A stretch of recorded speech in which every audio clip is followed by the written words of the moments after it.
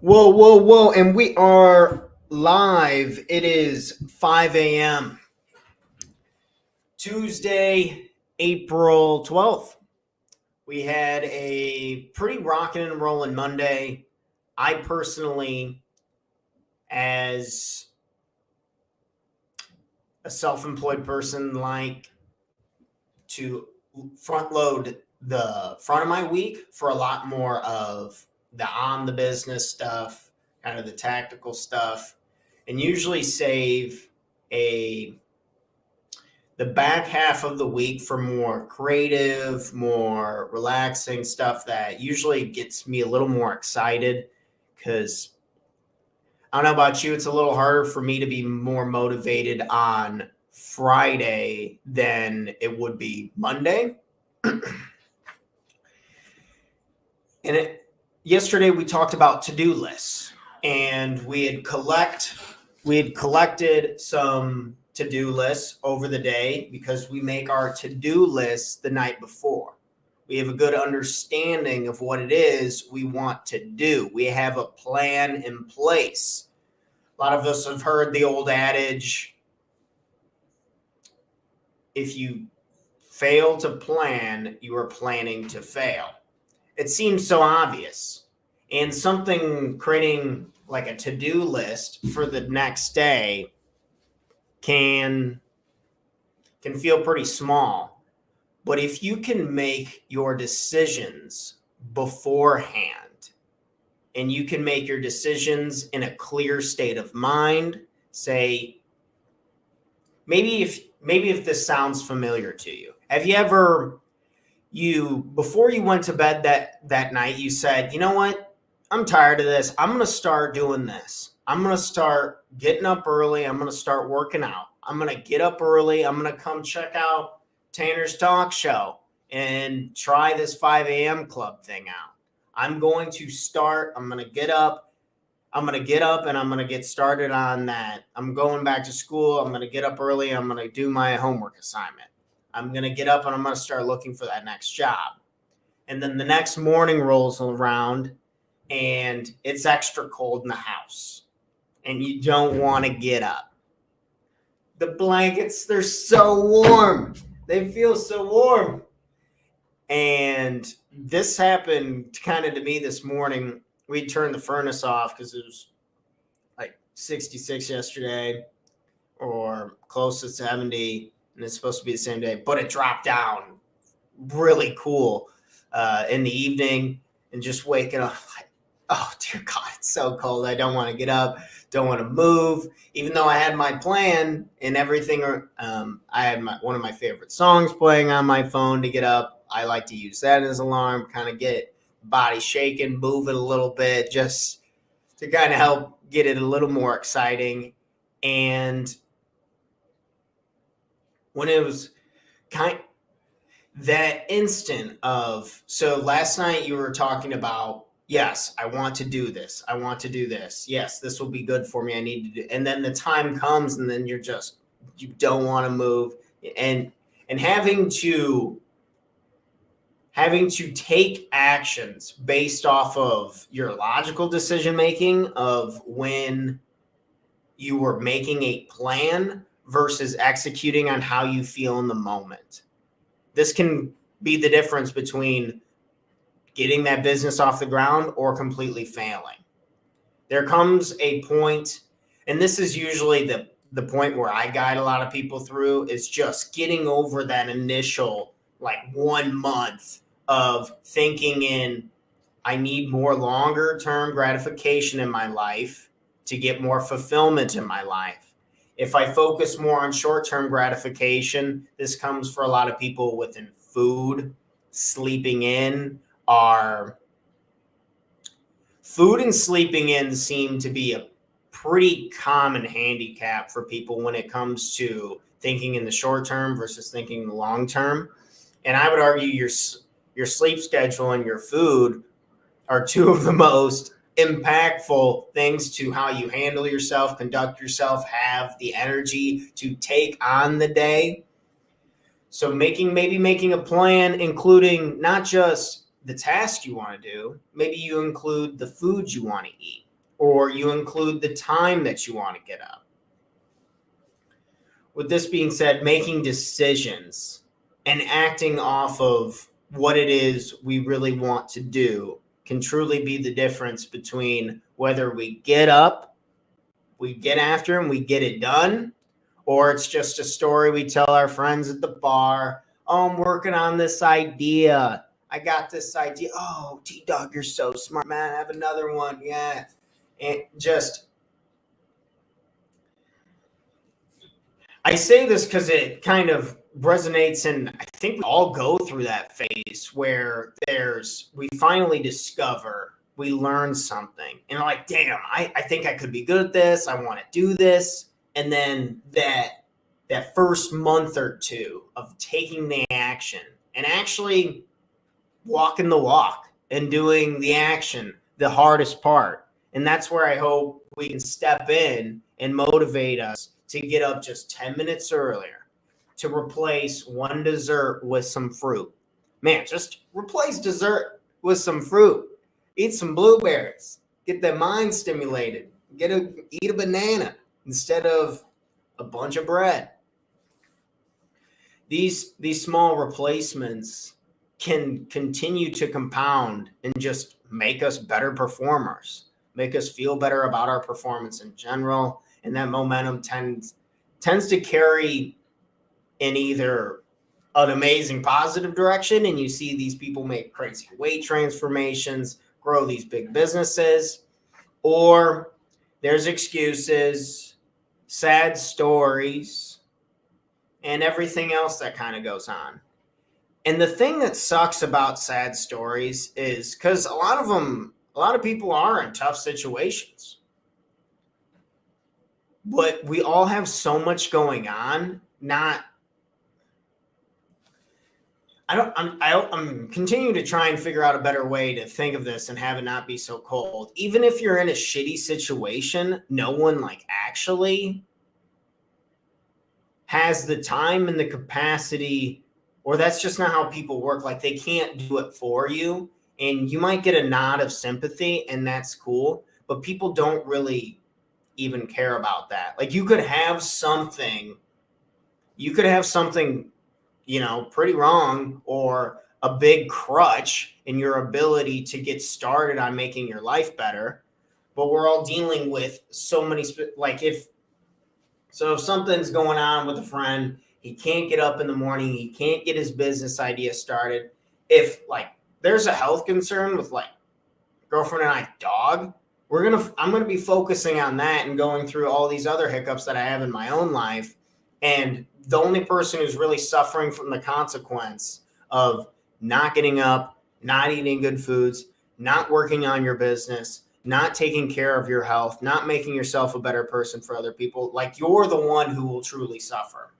And it didn't dawn on me that was the reality of the situation until starting to work with more and more people and kind of seeing all of the crazy dynamics that everyone has going on. Even if, yes, you live in America and you have this and that, people's heads get filled with problems, and how we handle and solve those problems ultimately can have the biggest impact on how it is that we feel.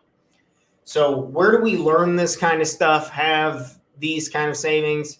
We talked about to-do lists, the dreaded circle topics that, okay, I didn't do that today, I didn't do it again yesterday, it's coming up again. I'm asking, all right, what is going on and how I've handled, and some self-judgment can come up. Wow, I'm not doing this. I want to be doing this, but I continue not to be doing it. And history has always been something, I wouldn't say always, just actually the last couple of years, really more than anything. Reading history has brought me a lot of comfort on when people mess up. So for anyone who's messed up, who has not done the things they said they want to be doing, I wanted to just read a little bit of a passage from this book. It's called Team of Rivals. It's from Abraham. It's all about the political genius of Abraham Lincoln. And this puppy is thick. 900 pages, son. I'm trying to push it and read harder pieces of literature. Let's go ahead and read through this.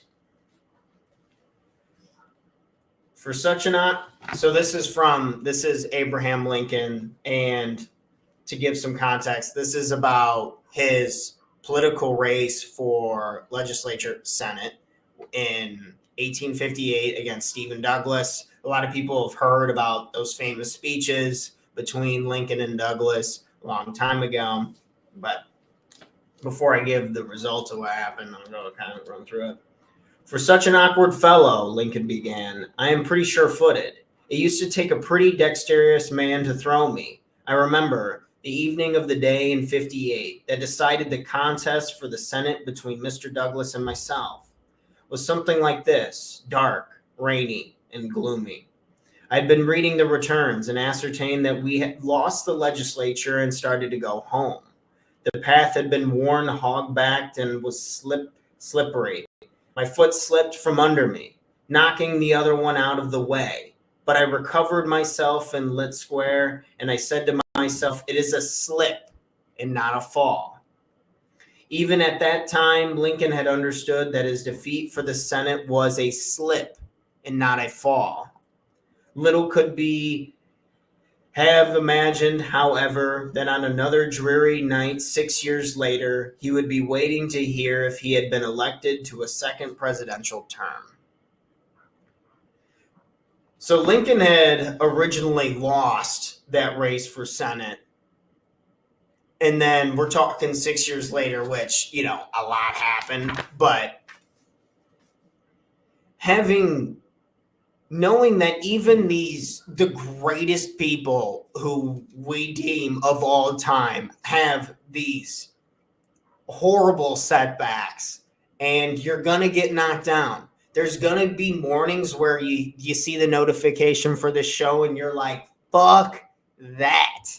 Or there's going to be a business idea that you originally are going for, and it's simply not valuable in the marketplace. You talk to some more business coaches, you talk to some more life coaches, you talk to some more mentors, and then you learn and you readjust to the campaign that you need to lay out to get the people behind you to show that it is valuable, to show that it is something you do actually want to give time within your life. But I'm saying don't be surprised if you slip, but don't confuse it with like a fall where you can't get back up. I'm asking you, if you have a circle, if you have slipped, you must get back up. You must get back up. You have to. If there's this idea on you want to replace one bad food with one healthy food today is the day. If there is one exercise you can add to your routine that's going to push you closer to your goals, add it today. If you can just read a couple pages from history to try and help adjust, comfort your mind, be more creative, stimulate ideas. Like, man, there's like nothing. There's nothing on here that I feel like the technology is different, but a lot of the meat and potatoes of life we've been talking about for thousands of years. Like Marcus Aurelius, Plato, and the kind of those guys around 300 after death. Like they're talking. I'm reading all their stuff about Stoic philosophy today, and it's like, oh wow, this all kind of makes sense, and I can totally use this because if we don't take the time. Man, I'm full of cheesy quotes today. You don't take the time to learn what happens in the past, learn through history. History tends to repeat itself. And I think a lot of that's true. It kind of the stubbornness and some of the setback ideologies, even in 1858, I still believe are like present in today's world when communication is great. Of course, yes, Many things have changed for the better from history, and you need to be smart enough to where you can see that filter of what people did in the past versus what they do today, and also understand that in the future we'll look back at today and think we're savages and animals too in a lot of regards. But if you go purely off of the values that are held, then we can learn an absolute shitload, and we can overcome things like failures. I mean, even Abraham Lincoln was losing elections, let alone us coming in here, and maybe we're fall a little short on our game plan for the day. So again, if you are tripping up on something, it is a slip, not a fall. Thanks, Lincoln. Let's read. I think there was one more quote on here on this page that I wanted to. Oh yeah, this one's cool. It's he's talking about not having personal resentment. So Winder Davis, he was like a politician, pretty pro slavery and stuff like that out of Maryland, and he was Democrat. They didn't want him to win, yada yada, and this guy had kind of viciously attacked Lincoln in a lot of public remarks, yeah, and this and that, and then he had lost. So the Winder Davis had lost the election, and this was really good. The Republicans had gained a lot of congressional seats, and this and that. It really helped with kind of pushing and ending the war. Fantastic. A man has not time to spend half his life in quarrels.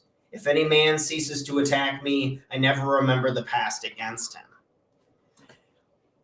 So if you're on your way up and you're trying to make the most out of whatever idea it is that you have that you're trying to implement, and you got some haters along the way, don't be naive enough to let that hurt your mindset. Let that affect your ability to get up in the morning, have any effect on really what it is you were trying to hold and value.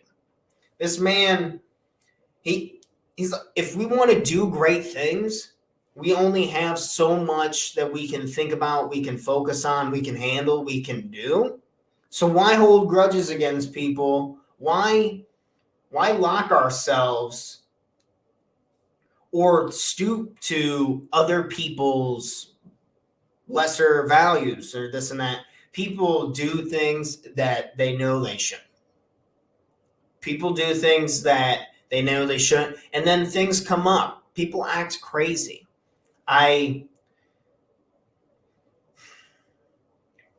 This is a bit of a sadder extreme story, so hopefully this isn't too dark and gloomy because we're trying to get up and get pumped up. But one of my friends was, or someone who I still hold as a friend, was kind of coming at me kind of hard. We were trying to go over some business ideas and this and that, and there was a lot of anger, there was a lot of fear, and it had turned out someone in his family wasn't doing very well.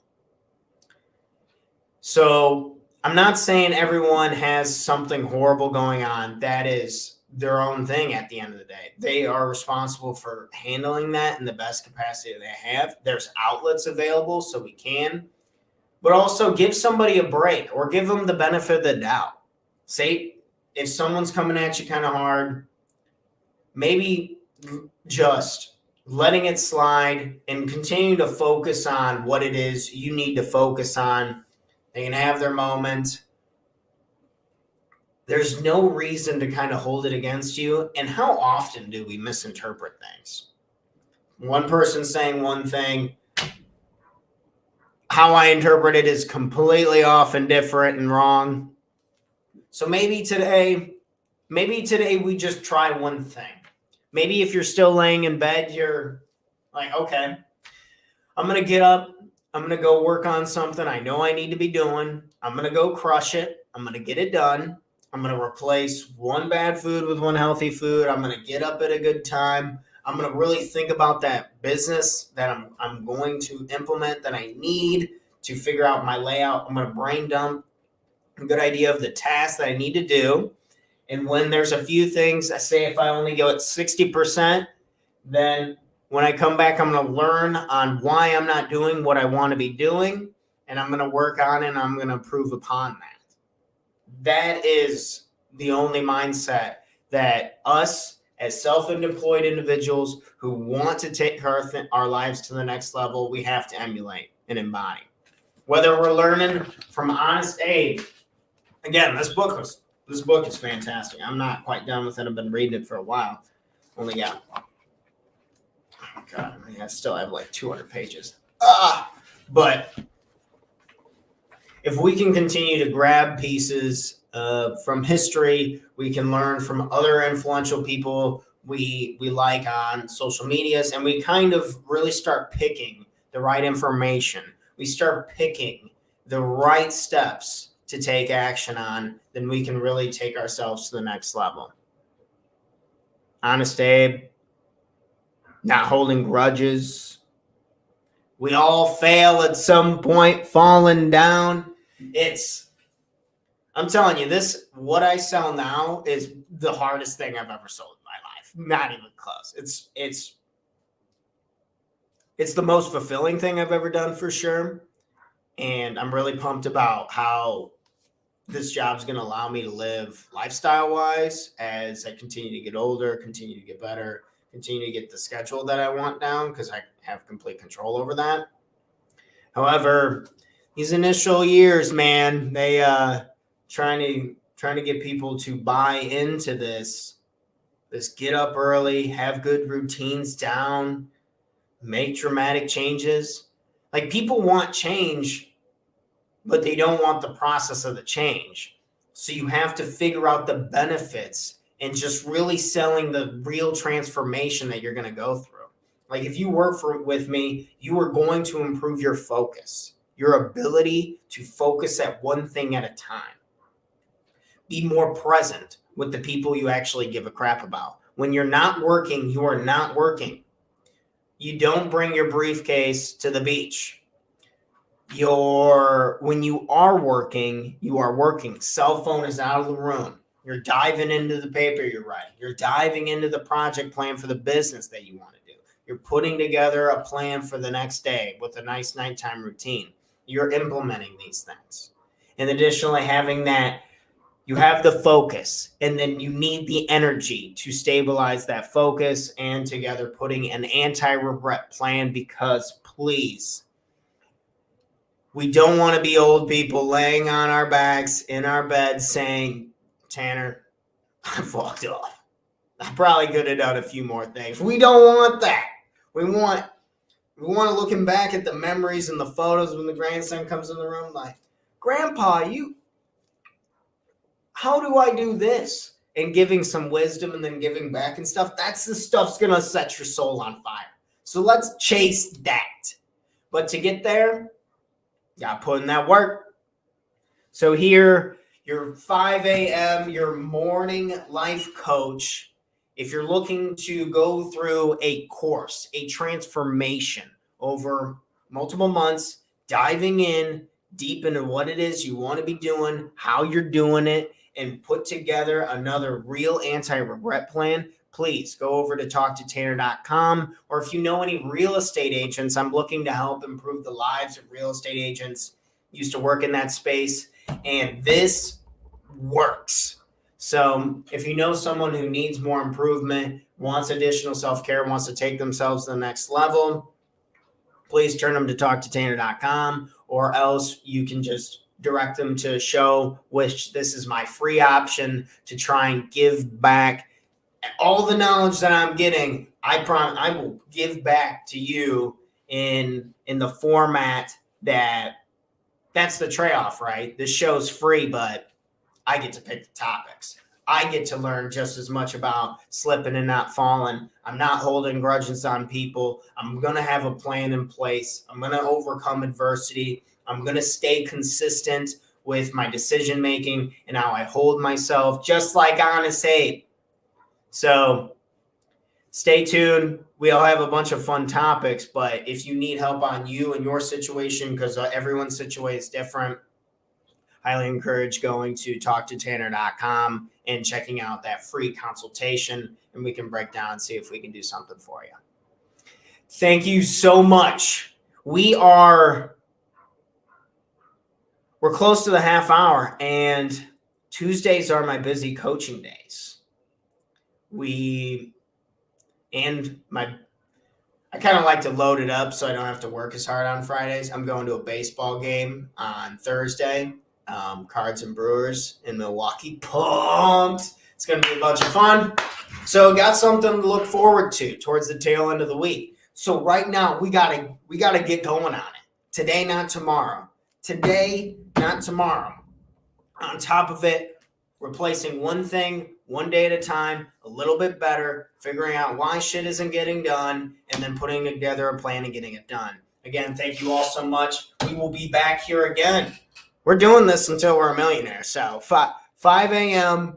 Wednesday morning, April 13th. Come join us. Come back with us. I'm extremely excited to keep things rolling and keep on top of it. Thank you all so much. Stay productive. Stay hustling. We're on top of this shit. We're going to keep crushing it, guys. And I'll be seeing you all tomorrow. Peace out.